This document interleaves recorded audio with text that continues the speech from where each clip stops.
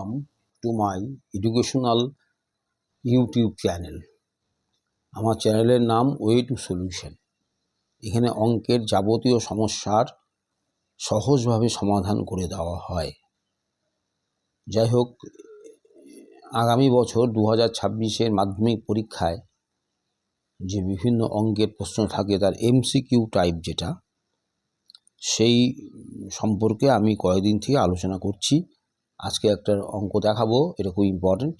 x² - x = k × 2x - 1 সমীকরণে বীজদ্বয়ের সমষ্টি শূন্য হলে k এর মান কত হবে? যে কোনো একটা অপশন হবে, ABCD যে কোনো একটা অপশন হবে। তাহলে আমরা অঙ্কটা শুরু করছি। তোমরা অবশ্যই দেখবে, চ্যানেলটাকে সাবস্ক্রাইব করে রাখবে, যে পরবর্তী এবং বেল আইকন প্রেস করে রাখবে, যাতে পরবর্তী ভিডিও দেওয়া মাত্রই তোমাদের কাছে গিয়ে পৌঁছায়।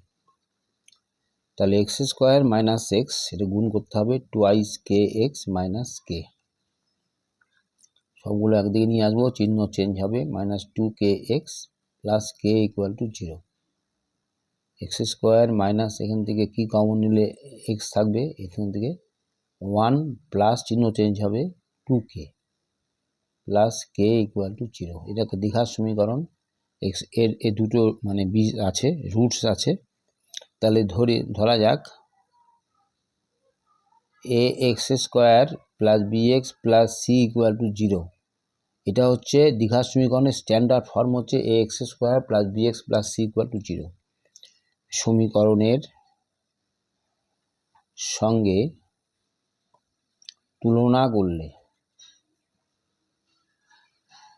করলে পাই a এর মান 1 হবে, কারণ এখানে 1 আছে, কম্পেয়ার করছো।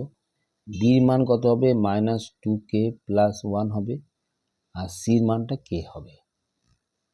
ঠিক আছে, তাহলে এখানে বীজদ্বয়ের সমষ্টি কত হবে? বীজদ্বয়ের সমষ্টি আমাদের জানা আছে -b/a, তার মানে